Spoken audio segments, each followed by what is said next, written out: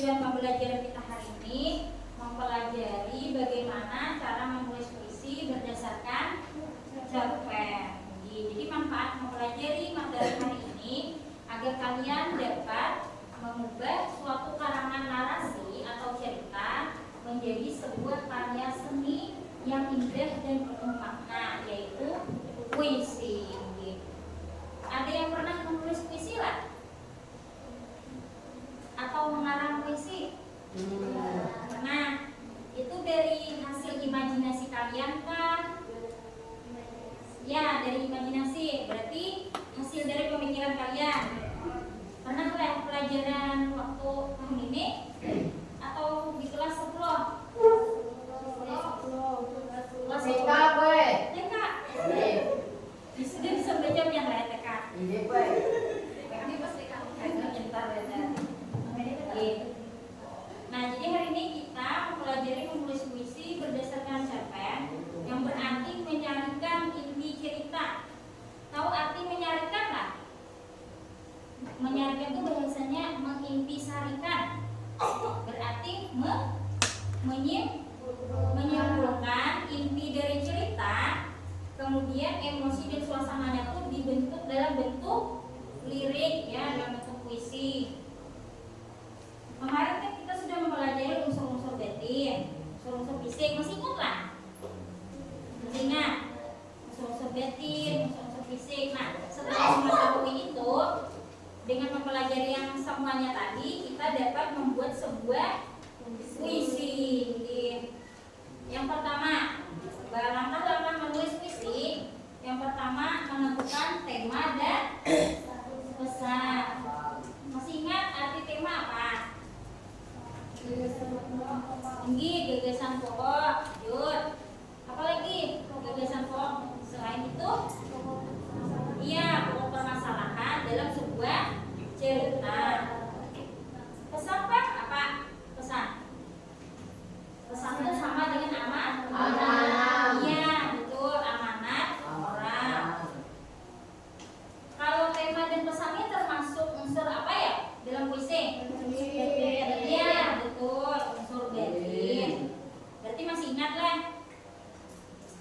Pertama, pilihlah satu cerpen yang ingin ditransformasikan menjadi sebuah puisi.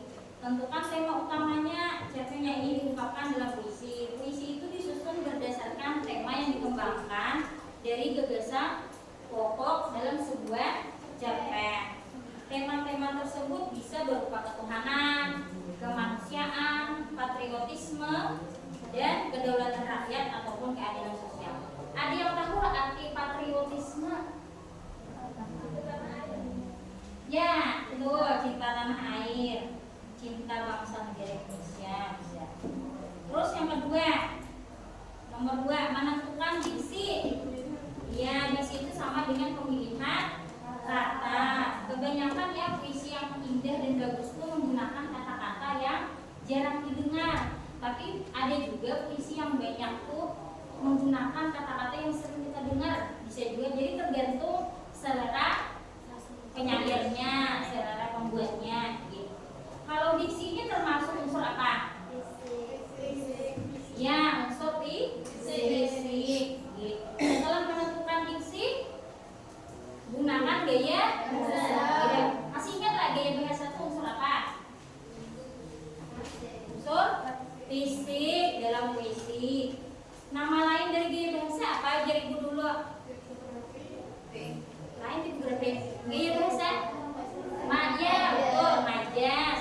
Atau kata-kata kiasan. Kata-kata kiasan gitu. Biasanya yang sering muncul kata-kata kiasannya bentuknya majas apa ya? Yang timbul dalam puisi? Ya, personifikasi. Apalagi? Metafora. Apalagi? Hiperbola. Biasanya tiga majas itu sering muncul. Kemudian kembangkan puisi seindah mungkin. Menyusun kata dan larik-larik puisi menjadi bait-bait. Kembangkan menjadi satu puisi yang utuh dan bermakna. Tulisan yang dibuat untuk puisi harus ringkas, padat, dan indah. Arti padat itu apa, Bentar? Arti padat itu isinya syarat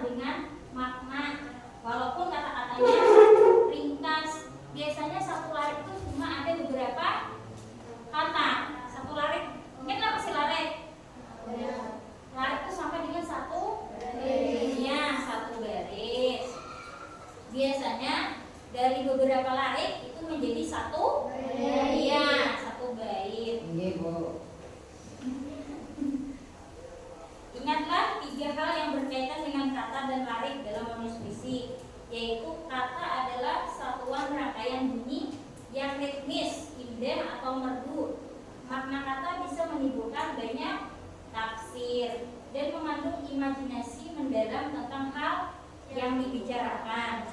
Jadi kalau kalian membuat sebuah puisi, bila ada orang lain membaca pada, misalnya ada beberapa orang, dan dari beberapa orang itu timbul penafsiran yang berbeda-beda, itu tidak bisa disalahkan lah, tetap dianggap benar karena kata-kata puisi itu hampir mengandung kata-kata kiasan. Jadi ujung-ujungnya pasti menimbulkan penafsiran yang berbeda-beda. Biasa ada. Jadi tergantung selera penyair, hendak menggunakan diksi atau majlis-majlis apa itu bebas. Coba kalian buka halaman, sudah pernah kita pelajari lah, halaman 6 cerpen firasat sudah kita pelajari.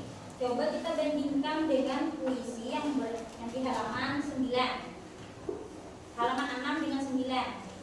Nah itu kan dari cerpen, temanya sama, kesannya sama, kita ubah menjadi puisi. Jadi yang pertama yang kita utamakan apa dulu? Bila hendak mengubah cerpen ke puisi, yang diutamakan apa dulu yang pertama tadi? Tema dan pesannya harus sama kan. Nanti bilanya ada tugas nih dari ibu membuat puisi dari cerpen, yang pertama temanya harus sama, pesannya pun sama. Terus kata-katanya biasanya diksi ya, diksi itu bisa diambil dari cerpen yang kadang-kadang kata-katanya itu unik, bisa diambil dari cerpen tersebut. Setelah membaca cerpen, biasanya kita garisi bawah kan, digarisi bawah kata-kata yang penting yang bisa dijadikan sebuah puisi. Yang berbeda itu bentuk tipografinya ya. Bentuk tipografinya masih ingat lah tipografi? Iya, bentuk puisi atau perwajahan. Kalau puisi itu menggunakan kata-kata yang singkat atau ringkas, padat dan penuh makna. Biasanya bentuknya bait-bait dan di ujungnya menggunakan rima. Masih ingat rima? Ya bisa, boleh kalau membuat puisi nanti boleh rimanya a, boleh abi-abi. Jadi terserah aja. Tugas berkelompok membuat sebuah puisi dari cerpen teknik. Ini kalau ketentuannya, coba catatlah di buku kan. Ketentuannya minimal 4 bait. Dalam satu bait ada 4 larik. Dalam satu larik itu terserah bisa 3 atau 4 kata. Boleh. Perhatikan ujung garis rima. Jadi kalau berhentian hendak rimanya a, berarti perhatikan huruf yang terakhir. Nah, jadi pokoknya bila a ujungnya a 4 barisnya dalam satu bait itu. Kalau bait kedua boleh berubah rimanya, misalnya tentang abi-abi kan, atau a kan. Atau kemarin ada yang abici, boleh kan? Tapi kalau abici itu karena 4 baris kan, berarti abicidi kemungkinan, tapi yang nyaman tuh abi-abi atau a. Punya ambil kata-katanya dari cerpen. Sudahlah, paham lah. Kalau bentuk tipografinya, puisinya harus juga. Nah, jadi bentuknya jangan detail. Kita mengerjakannya di perpustakaan ya, jangan duduknya.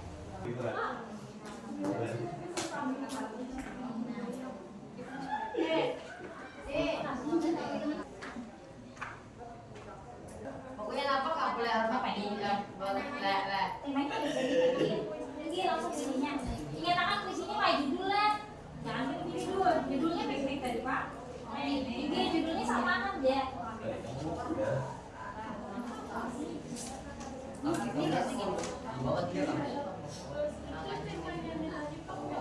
Temanya kan sama aja tadi sudah diambil dari situ. Jadi kan bulan yang puisi itu harus sama tuh ada isinya di dalam menceritakan tentang penderitaan. Ini macam kami yang saya itu. Dia yang aku biasa bukan inti dari apa. Dia terbayang tuh di bidangnya apa isinya. Dia kayak dibaca kan tak boleh.